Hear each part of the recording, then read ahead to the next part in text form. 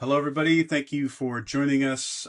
Today on the show, we have Tsherin Sherpa, who is a Nepalese artist who currently has a show up at the Honolulu Museum of Art through January 2027. And I'm so excited to have Tsherin on the show. I'm not super familiar with the art from your region, and so I'm very curious, and I have so many questions. So, Tsherin, thank you so much for joining us today. Thank you for having me. Thank you. You were born in Nepal and you grew up there. Yes, And so in your art training, you started your training as like apprenticed your father. Can you talk about how that happened and what that was like for you? I was born here in Nepal, and Nepal also has like various different, how do you say, communities. And my parents happen to come from the mountainous region. So, like the Sherpas from the Himalayan region. And my parents are Buddhists, so it's closer to Tibet through the Himalayan region. So culturally, it's very, very similar to Tibetan culture. And the Buddhism that we practice is also Tibetan Buddhism. And I was born into this family. My father happens to be a traditional Tibetan Thangka painter, meaning like the Thangkas are traditional Tibetan paintings, religious paintings. These are for meditation practices and like very strongly the subject matter is very much about Buddhism and path to enlightenment, etc. Uh, so growing up in that family, when I was about 13 years old, my father saw some drawing skills that I had. So he felt that it was time for him to pass down this tradition over to me, and being the oldest son and also with some drawing skills, so he decided so that was like my father also learned from his uncle, maternal uncle. So I'm kind of like the third generation within the family, continuing this tradition. Is that Yeah. typically how that tradition and art form is passed down through in a family situation, or are Yes. there other means to kind of train or pass that on? Yeah, it's also passed down within the family, or also sometimes apprentices, like from different parts of the Himalayan region, would come to a master and then, uh, study with the master for a number of years. The basic formal training takes about 5 years. I started it when I was around 13, and then started learning all the different iconographies, symbolism, and like drawing techniques. It's kind of like you're repeating what your master has provided you, a sample drawing or something, and you copy that over and over for months and months until it becomes kind of like your second nature. So then it's very naturally, without having to think about it. You just so it's a very Eastern kind of training Yeah. technique. Yeah. And so that was the tradition I was trained in. Okay. And for about 5 years, and then after that I skipped my formal training for a few years to go to Taiwan, and I was studying computer science and a little bit of Mandarin over there. And then after several years, I think like 3 or 4 years, I came back and resumed assisting my father on many of the monastery mural projects and painting projects. So assisted him for another 5 years or so. And in 98, I left for the US and I landed in California. So, and I was also employed by a Buddhist center in California. So I was working for them as their resident traditional Tibetan Thangka artist, as well as instructor for some of the students there. So the subject matter in this tradition is all about like Buddhism. It's like the mandalas that we see, and iconographies of deities, and basically this whole practice is about like about searching for enlightenment, I guess, and it's a practice of meditation, basically. You're in Nepal. You're doing this training with your father, and then your move to Taiwan to study computer science feels like a abrupt and dramatic shift and change. What brought that about? Yeah, well, actually, I think when I was growing up, I never wanted to be a traditional Thangka painter. Okay. So I had all the drawing skills and everything, and I used to basically copy these posters that we used to get at that time of flowers, and it's kind of like a chart that was so popular in Nepal at that time, about like pictures of birds and flowers and fruits. And I used to actually try to copy those images. And also I started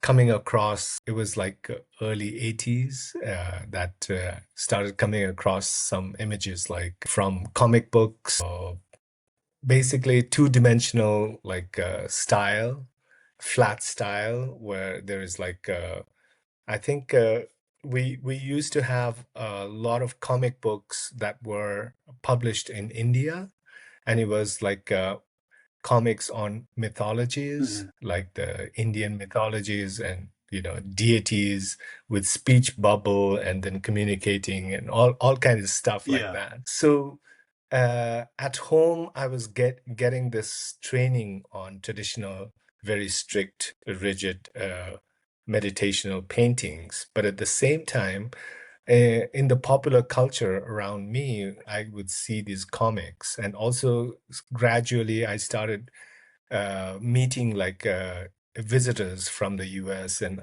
different parts of the world. Then I started seeing other comic books like Tintin and Asterix and Marvel and DC, and all of these like were we were consuming it as I was growing Yeah. up at the same time. At that time, did it influence you artistically, like, or was there a fairly strict separation between your Tonka painting and that side of your life and your exposure to Yeah, popular culture, comics, all of that stuff? Was there a separation, or was that integrated at all at this point? not integrated. It was strictly very, very separate. And I was probably living like two Right. lives. One hanging out with my friends and then consuming all of this like popular culture, but at the same time at home, like very strict, rigid training on traditional Buddhist paintings, and after my 5-year formal training, I found out there is a scholarship program in Taiwan, and it was an escape. Yeah. Like I didn't want to study computer science or anything, but I just found that was the only scholarship program, so I immediately grabbed it and then left for Taiwan. And I just wanted to get away from Nepal, I guess, and the training overload of that Yeah. training, which was very, very strict. And also because like when you're learning from your father, then it's even more like difficult. Yeah, I'm sure. I'm sure.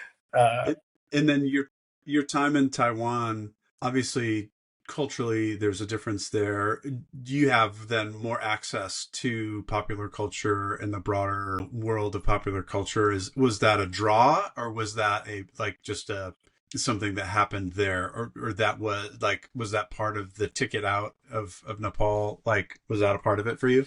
Yeah, it was kind of interesting, like being there. I mean, that was my first visit abroad anywhere. So being in Taiwan, like being in a different place, learning the language, the culture, and also, yeah, seeing broader side of, the popular culture, even in Taiwan Hmm. itself. And I think it was very educational and very more of a learning process for me. Computer, I was just studying the basics and like, debase plus one, two, three, Yeah. etc. The very basic Yeah. things. And then later on, like after 3 years in Taiwan, I felt I needed to come back to Nepal. And because the only skill that I had was, again, my training of Thangka painting, I started like assisting my father in multiple projects, like painting monastery murals and Thangkas. And like I said earlier, because you practice it so rigorously that it becomes your second nature. So it was very smooth, like, uh, coming back to doing this Yeah. again and assisting my father. And I thought I wasn't really excited to do this, but I had no choice. So I was continuing to do this. And eventually I had the opportunity. One of my mom's friend who was a Fulbright scholar here in California, here in Nepal from California. So she said, like, if you're so, because I was always very curious about the West and I used to ask a lot of questions and I was very inquisitive, I Yeah. guess. And she thought, like, maybe you should come visit me in California for a few months, So she invited me to Sausalito in California, and I landed in California, and immediately I think there were some Buddhist monasteries in California that found out there is a traditionally trained Thangka painter who's here in the Bay Yeah. Area. So I got a job offer immediately, and I got employed, and I just ended up staying in California. Is that typical for like, again, just showing that how much I don't know about monasteries and Yeah. in that culture, but is that typical for like a Buddhist monastery or center or something like that to have like a Tonka painter, or is that something that would be considered Yes. a luxury or something that would be like abnormal, or is that something that every place has? I think the problem is there is already a very few number of Thangka painters who are able to travel to the Yeah. US or Canada or abroad. And these centers are definitely looking for traditional Thangka artists because they have there's a lot of like objects or paintings. These are painted for rituals and different practices, So uh, if they have their resident Thangka artists, then it's really wonderful. But if they don't, then they actually import these traditional paintings from Nepal or from Okay. India or from even from Tibet, So in my case, I was very lucky because I was already there, and they ended up like hiring me as their resident artist, and the group of students who were studying in these Buddhist centers were also interested in learning traditional Thangka painting techniques because these images are used for meditation practice and for visualizing these images, etc. And so I ended up organizing classes for them and then teaching them. Uh, but simultaneously, that also gave me the opportunity to interact with many other artists. And for the first time, I was also visiting museums. Unlike in the US, like in Nepal, at that time, we didn't have any art museums. Okay. So that gave me the opportunity to see many different forms of art in the Bay Area. So I used to frequently visit these museums and art galleries and also started meeting like other artists who were studying or who were teaching or who were practicing their art Yeah. practices. And because I didn't go to a conventional art school, so I had to learn everything from the scratch, meaning like it was the first time I learned about like, oh, there's art history, there's art theory, there's art like this and that, and how many different types of arts are there. You had a very deep understanding of the art form that you were trained in. But what you're Yes, saying is you didn't have much beyond that. Like you had both exactly. historical and tactile understanding of the art form that you did, but beyond that, you didn't have Yes. as much other context. And so this was your introduction to that. Is that right? Absolutely, yes. And I think even within the art world, like I think I knew of Picasso. I'd heard of Picasso, Salvador Dali, a few artists like Leonardo da Right. Vinci, etc., and that was about it.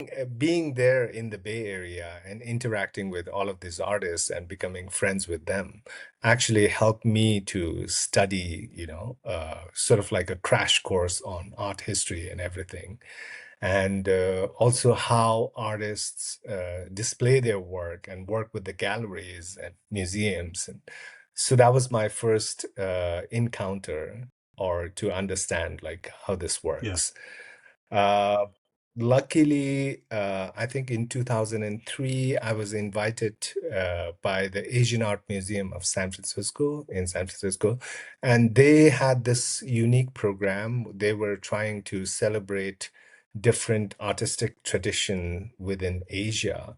So they had this one residency program. It was called Asia Alive, and I was the first artist that they invited. And my job was to be there at the museum for about 6 hours a day, live demonstration on like Thangka Okay. painting, and the audiences would be around me. And so that was the residency program, and it was a month-long program. And within that month, somebody had visited me when I was demonstrating, I guess.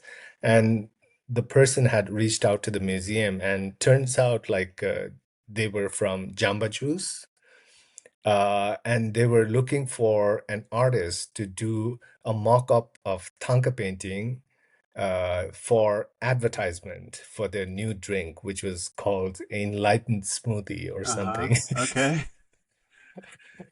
Like a one-fourth less calorie or whatever Yeah. it was called. So, and they actually approached me and they said, like, would you do 3 marketing posters for us instead of the deity in the center? We would put Jamba Juice cup and then, the logo and everything. And then all the ingredient that goes into the juice is like spread at the bottom, like in a tanka, traditional Yeah. tanka. And so, yeah, so I actually, they approached me and then I was excited because I always wanted to do something beyond traditional tankas. I just didn't have that opportunity before, and this was a wonderful opportunity. And I did that project, and that sort of was my first ever experiment outside of traditional Thangka painting after my training. So like using the, like you said, kind of style iconography that you were trained in a dramatically different uh, Yes, subject matter for sure, but also like just even conceptually very different. The point of the painting is not meditation. exactly, It's not, it's commerce. exactly. It's selling Jamba Juice. Yeah, One question I want to circle back to, exactly. you talked about Tonka painting as a meditative practice. Is that something, and maybe it's all of the above, but is it meditative in your creation of the Tonka painting as the artist? Is it something that uh, uh, is it like a Buddhist practitioner? Both. It's actually the process of Thangka painting is also supposed to be meditative. Uh, And also for the Buddhist practitioner, these iconographies are kind of like a layout of the map okay, for, stages of okay. enlightenment, So basically. So, without trying to explain to me all of those things, yeah. um, probably beyond the scope of this conversation. But so if I was experiencing that and I was a Buddhist practitioner, I would that would be like you said, I think a map to help me Yeah, in my meditation and enlightenment and those types of things. exactly. Okay, that makes sense. That's cool. Yeah, Thank you for yeah, explaining that. yes. Yes, absolutely. So, yes, and then after doing Jamba Juice, it was like a complete 180-degree different Was approach, that because instantly, then like I, instantly, you did that work for Jamba Juice, and then you were like, "Oh, this opened the door to a whole another realm of self-expression." And is that how that worked? no, it was kind of like a very small Uh-huh. taste only. Because at that time, I was still painting traditional Thangkas for Buddhist practitioners, for monasteries, and I was also teaching classes simultaneously. But it was a wonderful experience, and also to see that how broader and wider the reach was through these let's say, non-sacred art. I remember, I think it was a campaign in 50 states within the US. And so every shop, every Jamba Juice outlet that I walked into, they had these posters, and then, like, the bus stops and airports and these big banners. And it was kind of a really interesting phenomena for me to experience. Yeah, Uh, what feelings did that bring up? Kind of historically, the work that you had done was experienced, like you said, in a very sacred environment, where now, like you say, it's a bus stop, it's in a store. Like, how did that feel for exactly. you as someone who had such a long, lifelong tradition of your work being in a sacred context? What did that feel like for you? It was actually because I felt it was much more freeing for me, because in the from the very beginning, I was not very attracted to the sacred form of art.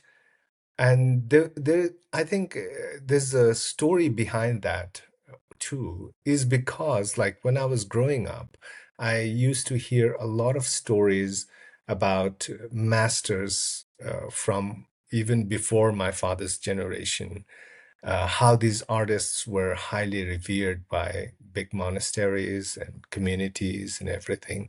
But when I was growing up in the late 70s and early 80s, all of these sacred objects were becoming commodified to the point where you would see a traditional Thangka painting either in a monastery or in a souvenir shop, so nothing in Yeah. between.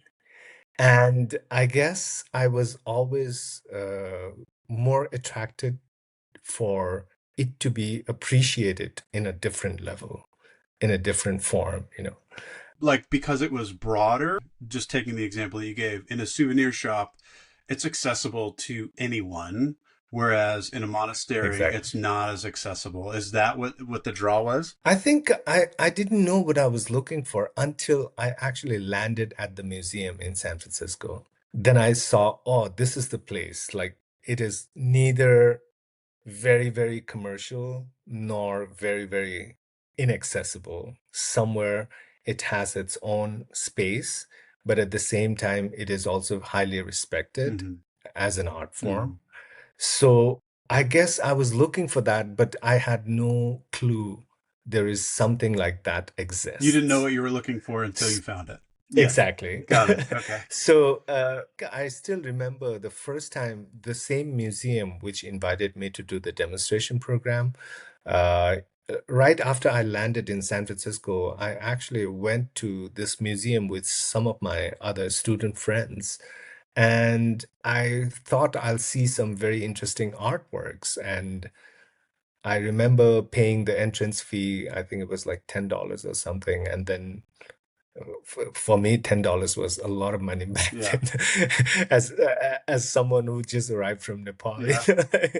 So I walk in expecting something really, really interesting to see, and the first thing that I saw in the museum was a big traditional Thangka. You I've seen this before. Yeah. And it struck me like for a few seconds, like, did I pay this much money just to see this? Right. Like, Right. I remember that day I spent the whole day at the museum and I was going through everything. And for the first time, I noticed like there were really amazing, thick, very, uh, very exciting looking catalogs uh, published by different universities like Harvard, Yale, Oxford, and so many museums and scholars who had written so much about these traditional Thangka paintings and the traditions and everything.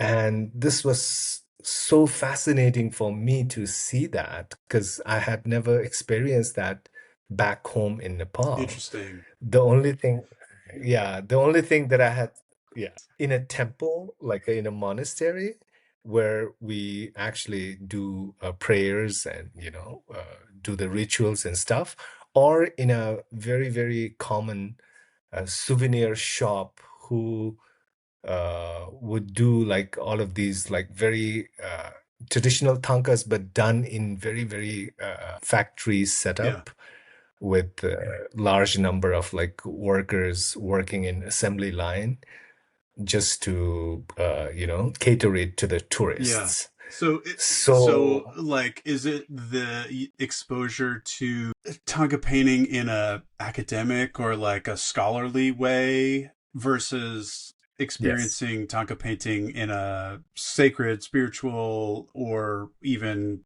as a practitioner, like someone who was making the paintings, like that was just yeah, a different view. And was that the different catalogs that you mentioned, the ones that you mentioned were all yeah, Western. Is there yes, scholarship scholars, yeah. that is not Western that was included there, or was the Yes. scholarship typically Western? No, actually, it was these scholars who had gone to Nepal or Tibet or India to study with the Buddhist monks. And then they were, because I never learned Tibetan or the Buddhist scriptures very well, because I went to a normal Nepali school here. And the only accessible language for me was Mm. English or Nepali.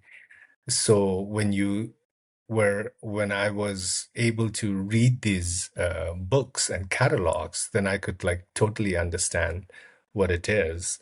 Whereas in the monasteries, these are all written in like Tibetan language and which was inaccessible for me. So I knew how to paint. I knew the symbolism, whatever I was taught by my father. But apart from that, like I didn't see it in an academic Yeah. way like I was seeing in the Right. West. So yeah, so that gave me the opportunity and opened my eyes like, wow, this is something really valuable and appreciated in a broader sense. So So uh, that was prior to that, you did not have that kind of internal understanding that the thing that you had done your whole life was something that yes. was respected, revered, studied, all of those types of things. Oh, interesting. Yes, yes, absolutely not. And then after that, like yes, the Jamba Juice project, uh, and then there was a gap. Like I was still like continuing to teach classes, but with a little more respect towards the tradition and also understanding. But later on, what happened was, I think right around 2004, 5. I started seeing multiple exhibitions in different museums in the Bay Area. And I remember very well there was one exhibition titled Mahjong, which was the contemporary art from China. And then there was another exhibition in San Jose at a museum, which was contemporary art from South Asia. And these two exhibitions were strongly influential for my practice because I didn't grow up in the West, so I had disconnect in understanding or decoding the artwork. Like for example, I would see a Campbell soup by Warhol, and it didn't mean anything to me Yeah. at all. Right. Because culturally, I was so Yeah. disconnected that I didn't understand what was going on. Whereas when I saw, because I lived in Taiwan for some years and also understood, because Nepal lies right between China and India. And we were growing up with all these influences of, like I was saying earlier, about Indian comic books and popular culture that was seeped into Nepal so strongly. And also because I had been in Taiwan, I understood the Chinese history a little bit, and then the culture. And so I could completely relate to these contemporary works and expressions by these Chinese artists and Indian and Pakistani and Bangladesh, Sri Lankan artists.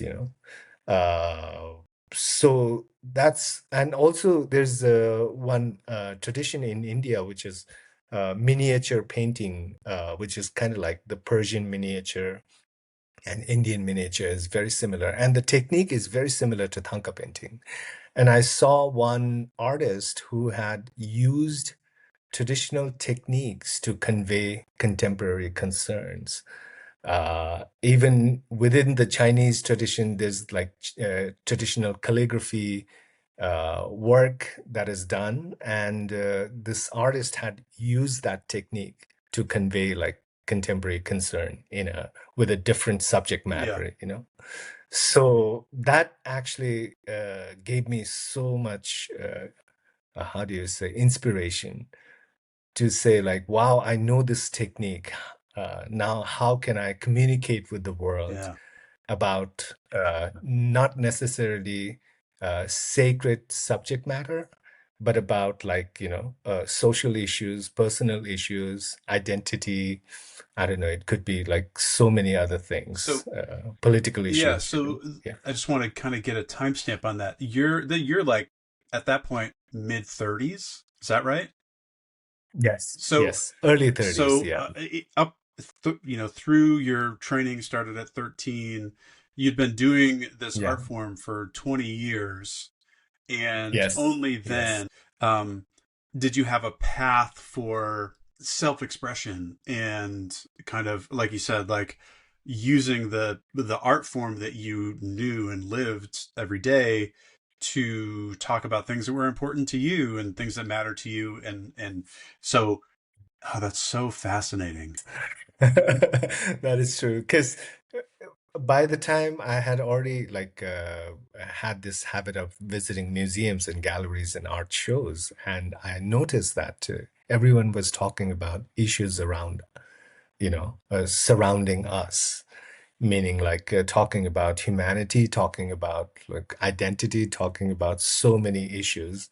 And I felt like then I realized like where I come from within this Himalayan, let's say the Himalayan region, uh, I found out like there has never been that kind of secular form of art before. Yeah.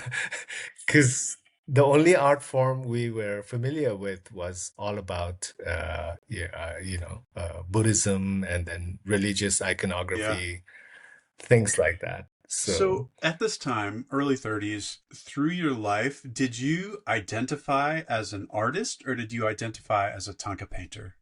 so yes, that was the dilemma. Before that, I was like considering myself as a Thangka painter. But later on, like once I got exposed to all of these, then I started thinking like maybe I want to explore something beyond traditional subject matter so that, I can also communicate with the audiences in a broader sense. So that's when I started experimenting few things in my own. I was also self-educating myself. I used to buy a bunch of books on like what is contemporary art, Yeah. like, whatnot and everything. But I was always very intimidated a little bit and also reluctant to actually share my works with the public because I felt I lacked my education in terms of going to a conventional art Hmm. school. But and at one point, I was also thinking of going to an art school, and there was one art professor friend from Chicago, and she actually said, like, you have a very unique perspective. You might as well not go to an art school. Right. You should you should just continue what you are doing, and then you might find your pathway Yeah. was the thing. And I ended up doing that. And sometime around 2008, 9, I found out like finally I was able to share some of my works with the museum curator at the Asian Art Museum in San Francisco. And then she introduced me to a gallery in New York. And then after that, like yeah, I guess I became an artist. Yeah. Is that something that you identify as? Like, yeah. Yes, So, and that kind of yes, started then you started to say, oh, this is who I am. Um, yeah. exactly. So let's maybe move into some, like talking about the work that you've done. Because as we've talked about a little bit, there is a bit of fusion between traditional Thangka painting and Buddhist iconography with pop culture. Yes. What types of thing, and you also mentioned starting to talk about or think about expressing your thoughts and concerns about the world and that kind of thing. Yeah. What types of things did that start with? What themes did you explore? Some of the first things that you started exploring, and how has that evolved as you've kind of progressed through your work? I think in the beginning I was very nostalgic of growing up here in Nepal, and because I was away from the family and I was all by myself, and also, you are trying to constantly draw inspiration from your childhood memories, etc. And because you're away and trying to assimilate in this new place. And I was awarded a residency program in Vermont. There's a place called Vermont Studio Center. And it's a place where there are like at least 100 artists and writers all come together and stay there for like 2 months or so. And that was a really wonderful opportunity for me to actually be there, engage with other artists and writers, thinkers, and that sort of like allowed me to explore the ideas. And the first thing I wanted to draw inspiration was from this region, of course, because I was constantly missing home and having to be away from Yeah. family. And then I was there's my grandmother when I was quite young used to tell us a lot of stories about spirits, these spirits who reside in the mountains and valleys and nature, so. And we have this tradition of worshiping these spirits, the local Hmm. spirits. So I was like, I was imagining like what happens to the spirits if people like myself from that particular region were to move on and to go to different places. Will the spirits follow them, or what is a Hmm. spirit in conceptually? And for me, it was kind of like a collective mental attitude or collective mental phenomena that we create. And so if I were traveling, I'm sure the spirit travels with me too. And I wanted to draw a parallel between my own experiences and then imagining this spirit following me, and maybe narrating my own story through the spirit, Yeah. how spirit is having difficulty trying to assimilate in this new environment, like culturally, and then so many different things. For example, I remember when I first landed in the US, I remember going to a supermarket to buy milk, uh, and I was standing in front of the fridge, and I see like half and half, 2% Right. non-fat, and then vitamin D. And I'm like, where is the Yeah. milk? Which one do I Like want? in Nepal, like there's only one type of milk, Yeah. and it's written milk. Yeah. Milk. That's it. Yeah, it's interesting. I spent some time a summer in Prague and didn't know the language, anything, and so go to the grocery store and like looking again. I think I was looking for cheese, and Yeah, I can't read any of the labels. I don't like I know nothing what they mean, and so I see a picture of a cow, and it's like this could be yeah, cheese, this could be milk, this could be like sour cream. I have no idea what yeah, it is, but I'm pretty sure it comes from a cow. So yeah, that is yeah. such a like a disorienting thing. you know, uh, or even like stepping into a Starbucks for the first time, like having the person behind the counter is asking, what would you like? And I see all these names and I have no idea what it Right. is, like I just wanted coffee and I don't know, Yeah. Mac, I don't know anything about Frappuccino, macchiato. Right. So that kind of experience, like it's for someone like myself coming from this region and going abroad and trying to assimilate in these like little things, difficulties, and culturally, like everything is so opposing. Unlike today, nowadays, like a young kid from Nepal can easily associate or find themselves easily in New York, and they know how to navigate because we have social media and we have so much information, like instantaneous information all over the place. Back then, like I used to write postcards to my family, Yeah. right? Which takes about like 15 days to get here. So uh,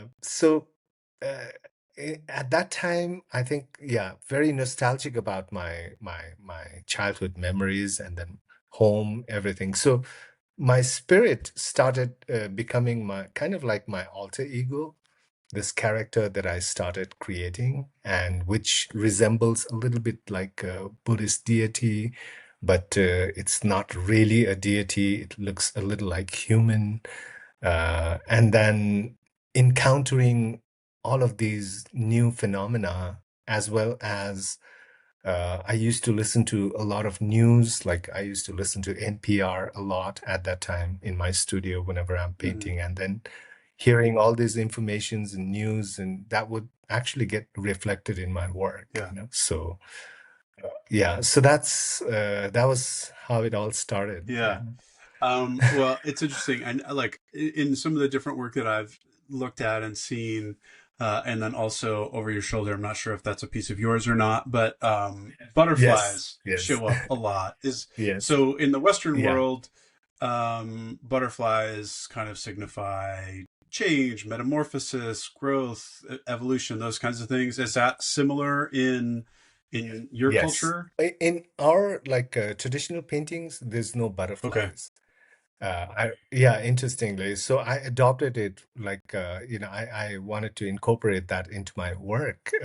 And yes, metamorphosis, I guess. I'm again like seeing myself as the butterfly who keeps on changing its form. For example, being born in Nepal, and like I said earlier, uh, I think 36 different dialects within Nepal, even a small country with like 36 different types of Yeah. people. And we are considered like from the mountainous region, which is the most remote area. And I was probably the first in my whole family lineage to go to a conventional school. My parents never went to school, Hmm. so they actually came and how do you say settled down in Kathmandu the capital, and then they sent me to a school. I was their oldest child, and then sent me to a regular school, Yeah. and so then you have this difficulty trying to assimilate because you speak a different language, and then you don't speak the mainstream Nepali language at that time. And I was constantly trying to learn the ways, the culture, the language, to actually assimilate myself so that you become invisible. Hmm. Otherwise, like in school, you get bullied and this and that. So Yeah. that is always there. Yeah. So I always had this urge to learn and transform immediately so that you blend in. And I think it's kind of like butterfly, where from egg to larva to pupa, you keep on changing your form. You talked about assimilating a lot and blending in and those kinds of things, but I also see the path that you've chosen is so non-traditional from where you come from. Like you said, Yeah. first at a standard, like a more conventional school, moved to the U.S. You're an artist. You're taking this sacred art form and you're kind of putting your own contemporary spin on it. So in a lot of ways, I hear you saying assimilate, but then I also hear you talking about how Yeah. you're completely standing out and very different from certainly your own familial tradition and regional tradition. And so that's like a very interesting juxtaposition to me. Absolutely. I think when I found my communication tool, which is the art form, I felt this is through which I can communicate with the audience in a wider sense. But me as an individual, I'm always trying to assimilate. Okay. So I think maybe the artwork is communicating on a different level, but as myself, like I'm always trying to be invisible, maybe hiding behind Yeah. the artwork or something. That makes so much sense. And so just like Yeah. kind of pulling on that thread a little bit as well, like because your path has been so kind of outside the norm for your culturally in your family, all of those things, has that created any sort of Yeah. strain within your family? Like obviously your father is this traditional Thangka painter, and you've taken that art form and brought your contemporary spin on it. Has that created any sort of strain there or in your broader community or even within yourself? It was interesting. We had this conversation recently in California also. Had I not been in California, probably I wouldn't be able to do what I'm doing today. Uh, because the tradition and everything is so strongly rooted here. And because I was away from my family, and also unlike today, we didn't have Zoom or phone Yeah. calls. You're so disconnected for months and years. I would say I hadn't come back to Nepal for a long time, so that gave me the opportunity and the courage to actually explore something beyond the Mhm. tradition. Later on, I found out, like, by the time when I started working with a gallery, I found out there were a group of artists dispersed in different places who also were properly trained in Thangka painting, just like myself. So, this gallery that I started working with actually had connections with the artists in Tibet, in Lhasa.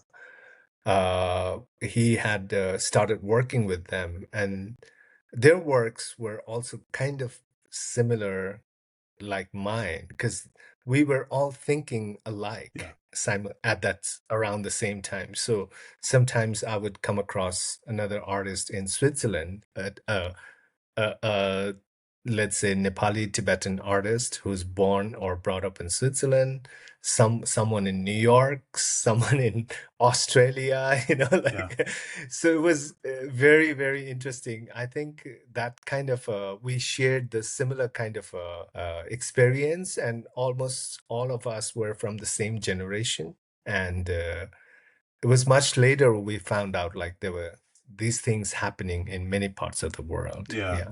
So now, like, let's maybe fast forward a little bit. I know that in your work and as you've kind of established yourself and you're doing more work, that you've collaborated with other artists, Artisans. artisans in your region or from your region. Um, can you talk about why that came about, why that's important to you? Okay. I was living in the US constantly for some time, and in 2015 there was a major earthquake in Nepal. So I came back because my father and my parents were here. So I came back and to be with them because there were lots of aftershocks that were coming, and people were literally living outside their home in Mm-hmm. tents for months. And actually, I came back just to be closer to them. Uh, and I had been disconnected with the local art community for a long time. When I came back and I started like mingling with the local traditional artisans, like or artists, like traditional Thangka painters, traditional bronze artists.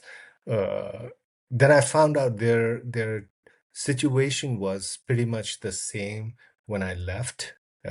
It's again these two different platforms, either monastery, temple, or the souvenir shop. Mm-hmm. Nothing in between. So I felt like, wow, this is something that I had experienced like so many years ago. And by that time, by 2015, I was showing like in multiple venues all over Asia, Europe, America. And then I felt maybe their work also needs to be seen because many of the traditional artists were leaving Nepal, and I would come across many of them. I was so lucky that I found my path, whereas I met many other Thangka painters driving Uber, working in restaurants, like just continuing to do that and give up the traditional practice Yeah. altogether. Uh, then I felt like maybe in order to continue this tradition, we need to have a different platform. And so that's when I started approaching these artists and said, like, told them, like, maybe we could do some collaboration. I can come up with this contemporary, configuration or, like contemporary way to present it. But the skill set, the traditional skill set is still there. And that's why, and that's how I started working with them. And then that has given them the opportunity to showcase their, skill set also. Like one major venue that I wanted to showcase this tradition. It was kind of like introduction to Nepal and its tradition in some ways. I was selected as the first artist to represent Nepal at the Venice Biennale in 2022. And this was the first Nepal pavilion ever. Mm-hmm. And what I did was I actually collaborated with a bronze artist. I collaborated with other Thangka painters and collaborated with carpet weavers because we have a long-standing like history of carpet making here in Nepal too. Mm-hmm. And I thought these three traditions were somehow diminishing year by year. Younger generation are not attracted because it, just like myself, they're always trying to escape it and then do something Yeah. else. And but But when your work is appreciated and when your work is appreciated on a different level, not just a commercial, but also institutionally, like in the museums or, like universities or Yeah. whatever, it gives them a lot of comfort and encouragement to continue their practice. It seems like that path is also introduced, like for you in your own practice, having assistants or apprentices. Is that something like Yes. that's a practice that you have now? So, like, there are folks who apprentice under you or study under you as you're making your Yes. work now. Yes. So we have a team of like for painting, we have a team of 15 artists altogether. At one point, I was telling you earlier about the commodification of traditional Thangka painting. So in the 80s and late 90s also, what happened was many of the Thangka factories were established here uh, solely for the purpose of commerce. And artists were trained only in one skill set. So either you're a painter or someone who does the detailing or some so assembly Yeah. line, completely. So many of the artists who wants to like they happen to come from remote areas and they would come to Kathmandu, apprentice with some teacher, and they want to immediately send money home to support their families. So they would rather study one section of the Yeah. whole. Unlike me, because my father, I was very lucky because my father was my teacher. So he actually taught me the whole thing, which takes about five Right. years. But these artists would go and study just the paint application or, blending of the two colors, or there are many different parts within the Thangka painting also. So they would learn one section and get stuck with that forever because they start immediately working for other people. So when I came back to Nepal uh, in 2015, I started like meeting these artists, and when I asked them, like, because I was hoping like to have at least one or two assistants to help me. And when I found out they only know this section or that section, and I was very surprised Yeah. because at my time, like it was learning the whole thing, Yeah. So then I thought like maybe I will hire them, but at the same time also train them so that they can learn all these techniques so that in the future, if they were to go away, also they'll have this The skill full set, skill set. So That's so cool. That's yeah, so full cool. skill. And Yeah, then in 2023, you established a gallery or participated in establishing a gallery. Is that in Kathmandu? yeah, yes, it's in Kathmandu. So what happened was when I came back, I started like making friends with all the local artists here, and then they knew of me nowadays, like because of internet and the social media. They knew like I'm probably the most visible artist internationally from this region. And they were like, oh, we have so much expectation. You need to do something Yeah. here. and, and the thing was like when I learned that we have three art schools, not traditional Thangka painting, but the typical art Yeah. school. We have three art schools here, and from each art school, I think there's like at least 40 students graduating every Oh, year. wow.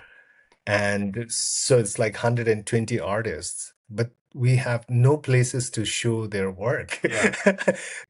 When I came back, actually, there were like, I think 7 or 8 art galleries at that time. And it was impossible for many of the artists to get the opportunity to showcase their works.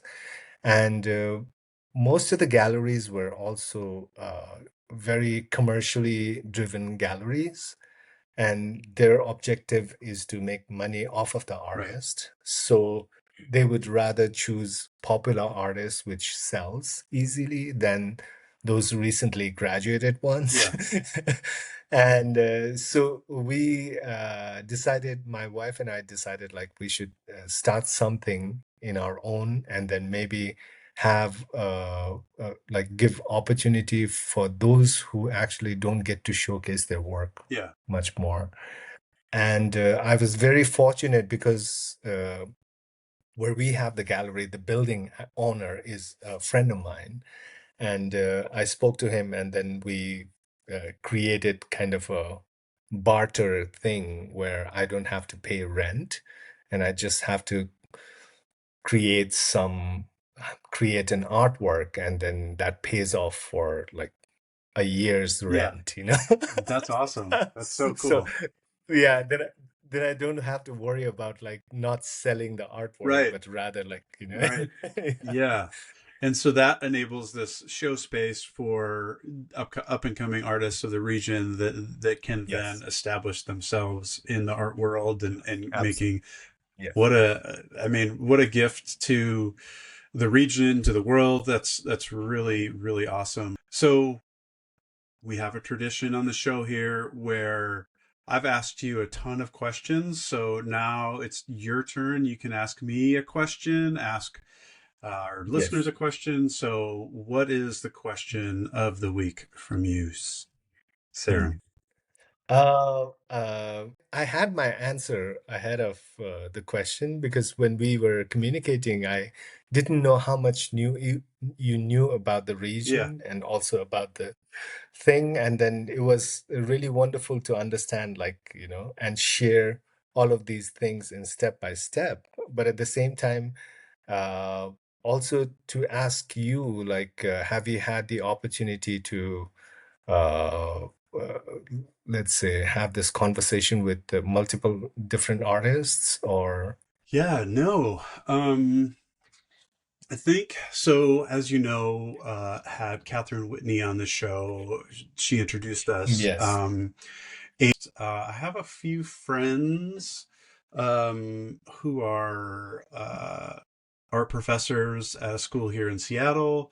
And my sister's an artist as well. So I yeah, consider myself an artist as well. So have some exposure, but not in this context, and certainly not um, non-Western art as much. I think that's been the thing just in researching and preparing for our conversation today is exposure to non-Western art, to kind of the historical like Nepalese art and the Thangka painting and the different pieces that I've seen of yours, which are yeah, amazingly gorgeous and beautiful and thought-provoking and so interesting. That has been a great exposure for me and something that I want to, I think, probably dig into a little bit more, which actually leads me a little bit to the next thing I want to talk about. So, like I mentioned before, you currently have a show up at the Honolulu Museum of Art. So that goes through January of 2027. So if you're in Honolulu, go check it out.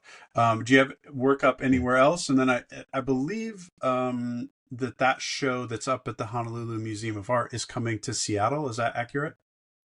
Yes, yes, it's coming to Seattle Asian Art Museum. Yes. Amazing.